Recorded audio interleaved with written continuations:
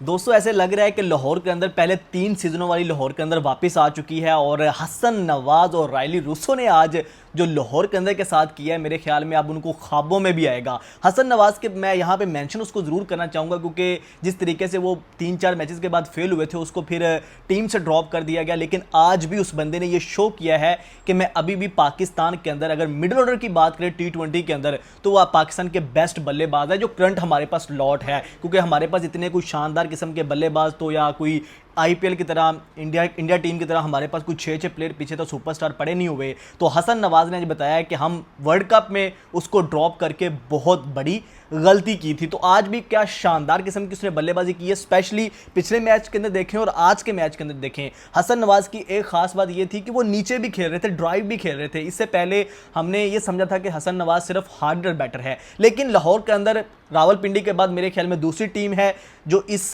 PSL से बाहर हो रही है। अभी मैं इसके ऊपर भी बात करूंगा कि इस पीएसएल का मज़ा नहीं आ रहा, इस पीएसएल के अंदर कोई उस तरह की वाइब्स हमें मिल नहीं रही, क्राउड भी नहीं है, और जो पिचेस के ऊपर बात करना बहुत ज़्यादा ज़रूरी है। जिस तरह की लो स्कोरिंग गेम्स हो रही हैं उसके बाद तो जो पीएसएल का और भी सत्यानाश हो गया, क्योंकि ये जो न्यू एरा वाली बात थी ना, ये मतलब वो मैं अब इसके लिए वो लफ्ज़ इस्तेमाल नहीं करना चाह रहा।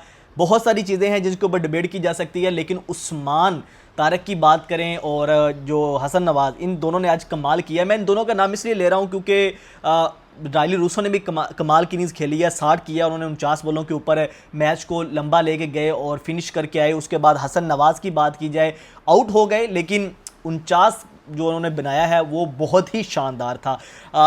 उनको ड्रॉप किया गया, बाबर आजम को लेके गए उसकी जगह पे हम, लेकिन एक चीज़ जो है वो आज भी 283 रन हैं उसके इस मिडिल ऑर्डर के अंदर। अगर आप बात की जाए पाकिस्तान के अंदर आपको कुछ इतने नाम नज़र नहीं आएंगे जो परफॉर्म कर रहे हैं इस वक्त, क्योंकि सिर्फ समीर मनास से आपको बैटर के अंदर नज़र आएगा या बाबर आजम के ऊपर मैं बात इसलिए नहीं करना चाहता कि उनको तो परफॉर्म करना भी चाहिए, क्योंकि जितना उनका एक्सपीरियंस हो गया, जितने उन्होंने मैचेस खेल लिए हैं, अगर वो परफॉर्म नहीं करते तो वो परफॉर्म कर लिया तो मेरे लिए कोई सरप्राइज़ वाली बात नहीं है, अप्रिशिएट करें। लेकिन हमें किसी नए क्रिकेटर को जो है वो खुश होना चाहिए कि अगर समीर मनास परफॉर्म करते हैं या हसन नवाज करते हैं या और भी कोई प्लेयर परफॉर्म करता है, क्योंकि हमें यंग लोड चाहिए आगे, हमें हार्ड हिटर बैटर चाहिए जो अच्छे स्ट्राइक रेट के साथ खेलते हों। तो हसन नवाज ने दिखाया है कि भाई हमने बहुत जल्दी कर ली, हम किसी प्लेयर को मौका देते हैं तो फिर हम जो है वो 2-3 मैचेस के बाद उसको ड्रॉप कर देते हैं। तो लंबा चांस देना चाहिए। मुझे लगता है कि अगर आपने असेस कर लिया था कि भाई पिछले पीएसएल के अंदर भी उसने शानदार किस्म का परफॉर्म किया, इस दफ़ा भी अच्छा परफॉर्म किया, तो ऐसे नहीं है कि 2-3 मैचेस के बाद आप उसको ड्रॉप कर दें। तो शानदार था, लेकिन लाहौर के अंदर वो मतलब कि पता नहीं उस जो आखिरी मैच हुआ था कराची के बाद, उसके बाद लाहौर के अंदर वो पुरानी लाहौर के अंदर लग रही है जो पहले 2-3 सीज़न के अंदर थी। कराची रास नहीं आया उनको, आज भी लो स्कोरिंग मैच हुआ। 134 अगर आप बनाएंगे उसके बाद आप डिफेंड कर नहीं सकते। तो शहीन शाह अफरीदी के बारे में बात करना बहुत ज़्यादा ज़रूरी है। शहीन शाह अफरीदी ने आज अपने आप को ऊपर प्रमोट किया, ऊपर गए, लेकिन पहली बॉल के ऊपर आउट हुए। उस्मान तारिक ने उसको आउट किया, लेकिन उसके बाद जब वो वापस आ रहे थे, ड्रेसिंग रूम की तरफ जा रहे थे, तो उन्होंने जो स्क्रीन लगी होती है उस गुस्से के अंदर उसको बल्ला मारा।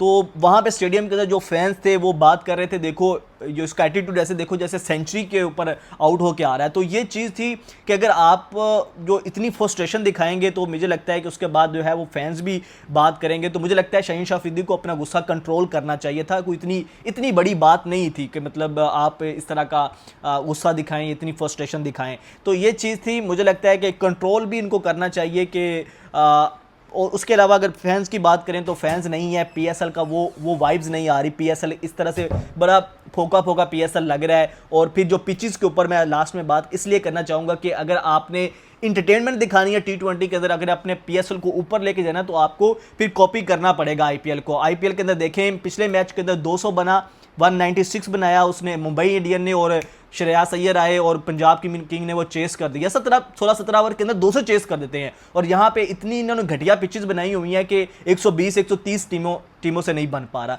तो ये मुझे लगता है कि बहुत बड़ा डिफरेंस है। इन छोटी छोटी चीज़ों को जब हम इग्नोर करते हैं तो हमारी पीएसएल का लेवल और गिर जाता है। तो दोस्तों ये है, अब पीछे मुझे लगता है कि कराची और इस्लामाबाद के पास चांस है, और हैदराबाद किंग्समैन हैदराबाद, बाकी टीमें तो जो है वो ऑलमोस्ट इस पीएसएल से तकरीबन बाहर हो गई। अभी इनके मैचेस रहते हैं, आपस में मैचेस होंगे, अभी कुछ भी हो सकता है, लेकिन पेशावर ज़ल्मी क्वालिफाई कर चुकी है।